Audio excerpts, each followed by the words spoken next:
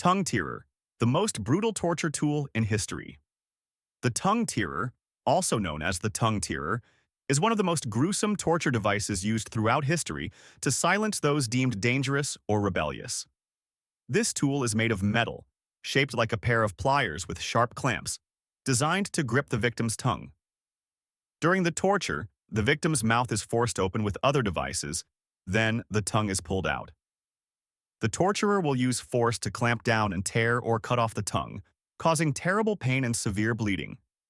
This form of torture is often used to punish those who speak ill of the authorities, propagate heretical ideas, or are accused of lying. It not only causes immediate pain but also completely loses the ability to speak, rendering them mute for life. The consequences of this form of torture are not only physical but also psychological, causing the victim to fall into isolation and humiliation. For those in power, this is a way to control, deter, and maintain power through fear. The tongue cutter is a symbol of the brutality of dictatorships throughout history, where power was consolidated by harsh repression. Today, these tools are displayed in museums as a reminder of the cruelty that humans have caused, while emphasizing the importance of freedom of speech and human rights in modern society. The Wheel of Death, a barbaric instrument of torture in the Middle Ages. The Wheel of Death, or breaking wheel, is one of the most brutal torture instruments ever used in Europe during the Middle Ages. This tool was designed to break the victim's body, causing terrible pain before they died. The victim was tied to a large wheel, with his arms and legs spread out. The executioner used a hammer or other heavy object to smash the bones of the arms, legs, and even the spine, completely shattering the joints. Once the bones were destroyed, the victim's body was often wrapped around the wheel and left on public display as a warning to others. In some cases, the victim did not die immediately, but suffered excruciating pain for hours or even days. This form of torture was used on criminals convicted of serious crimes, such as murder or treason. The Wheel of Death was not only a tool of murder, but also a spectacle to consolidate power and instill fear in the people. Today, the Wheel of Death is a symbol of brutality and is mentioned as a reminder of the dark times in human history. The Judas Cradle, a brutal medieval torture instrument. The Judas Cradle, or Judas Cradle, was one of the most terrifying torture instruments of the Middle Ages, designed to inflict extreme pain and humiliation on the victim. It consisted of a pointed triangular block of wood placed on a high frame. The victim was tied to a rope and suspended above it, then slowly lowered so that the sharp tip of the triangle penetrated the body. The special feature of this cradle was its ability to inflict gradual damage. The victim's body weight was the factor that increased the pain, making it impossible for them to escape. Gradually, the sharp tip would penetrate deeper into sensitive parts, causing severe damage, blood loss, or infection leading to death.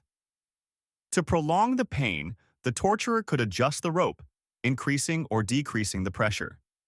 This form was often used to extract confessions or punish those accused of heresy, treason, or serious crimes. The Judas Cradle was not only physically painful, but also mentally humiliating, as the victim was placed in a vulnerable position and publicly tortured. Today, the cradle is considered a symbol of cruelty in human history, reminding us of a time when pain and torture were used as tools of control and punishment. Iron chair, a terrifying medieval torture instrument. The iron chair, or iron chair, was one of the most notorious torture instruments of the Middle Ages, designed to inflict extreme pain and psychological terror on its victims. This chair was made entirely of metal, with its surface covered with hundreds of sharp spikes on the back, arms, and seat. The victim was forced to sit on the chair, then tied tightly with leather or metal straps to prevent movement. The sharp spikes penetrated deep into the body, causing continuous bleeding wounds. In some cases, the chair was also heated by fire or coal underneath, causing the surface of the chair to burn, increasing the pain to an unbearable level. This form of torture was often used to force victims to confess their crimes or provide information. The pain from the iron chair not only caused serious physical damage to the victim, but also made them lose their will to resist. Survivors of torture often suffer severe physical and psychological damage. The iron chair is a symbol of medieval brutality, a time when pain and fear were used as tools of control. Today, These chairs are displayed in historical museums, reminding us of the dark past and the need for humanity in modern society. Iron breast clamps, a terrifying medieval torture instrument. The iron breast clamp, also known as the breast ripper, is one of the most barbaric torture instruments ever used in history, especially targeting women. This tool was designed to cause extreme pain and brutally destroy the victim's body. The structure of the breast clamp consists of 2 or 4 sharp metal prongs mounted on a handheld frame. During torture, the clamp is heated to red heat or cooled, then clamped tightly to the victim's chest. With great pressure, the metal barbs penetrate deeply, tearing the skin and muscle tissue, causing severe injuries, heavy bleeding, and excruciating pain. This form of torture was often applied to women accused of adultery, heresy, abortion, or violating the social moral standards of the time. In addition to causing physical damage, the iron breast clamp also aimed to humiliate and destroy the victim's honor, turning them into a warning symbol for others. The consequences of this form of torture were very serious. If the victim survived, they suffered lifelong injuries, including infection, severe blood loss, and indelible psychological scars. Today, the iron breast clamp is displayed in museums as evidence of human brutality in history, reminding humanity of the value of humanity and justice in modern society.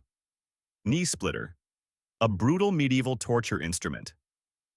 The knee splitter, also known as the knee splitter, was one of the most horrifying torture instruments of the Middle Ages, specifically designed to cause severe damage to the victim's knee joint.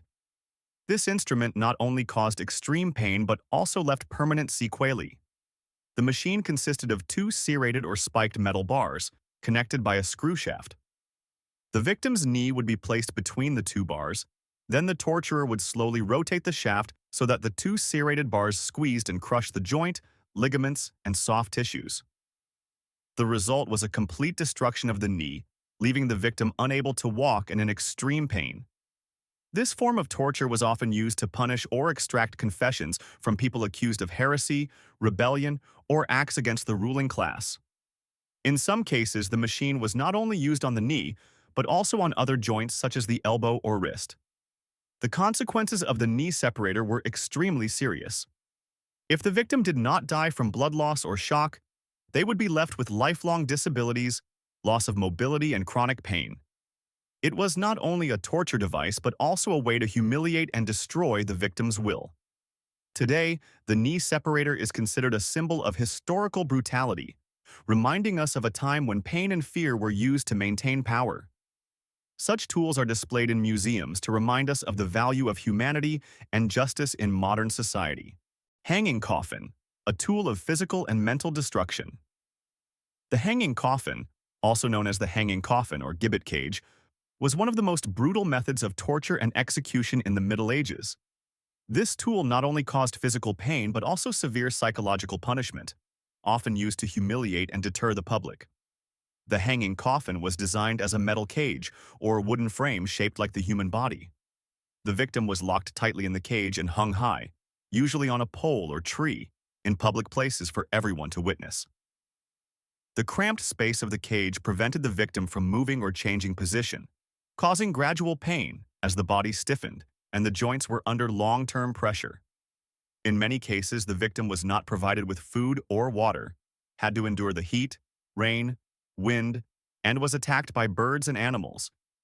If they did not die of dehydration or exhaustion, they would die slowly in pain and humiliation. Their bodies were often left to decompose in order to instill fear in the people. The high torture coffin was often used for serious crimes such as treason, robbery, or heresy. It was a form of public punishment, emphasizing the authority of the ruler and warning that anyone who opposed them would suffer the same fate. Today, the high torture coffin is seen as a symbol of historical brutality, reminding us of the dark times when human rights were trampled and fear was used to control society. Surviving artifacts are often displayed in museums to shed light on the brutality of the Middle Ages. Thumbscrew, a brutal instrument of torture in the Middle Ages. The thumbscrew, also known as the thumbscrew, was one of the most common and terrifying torture instruments of the Middle Ages. This tool is designed to squeeze the fingers, toes, or even other joints of the victim, causing unbearable pain. The structure of the finger clamp is quite simple, consisting of two grooved metal plates connected by screws. The victim's fingers or toes will be placed between the two metal plates. Then, the torturer slowly tightens the screws. The increased pressure crushes the bones, blood vessels, and nerves, causing terrible pain. In some cases, this tool is also heated to increase the level of torture. This form of torture is often used to extract confessions or force the victim to confess to a crime, whether they are innocent or not. Simple but effective, the finger clamp not only causes severe physical damage, but also destroys the victim's spirit, causing them to fear and lose the will to resist. The consequences of the finger clamp are very serious. Survivors often lose the ability to use their arms or legs due to the complete destruction of their joints. This was not only a form of torture, but also a way to intimidate and terrorize those who dared to oppose power.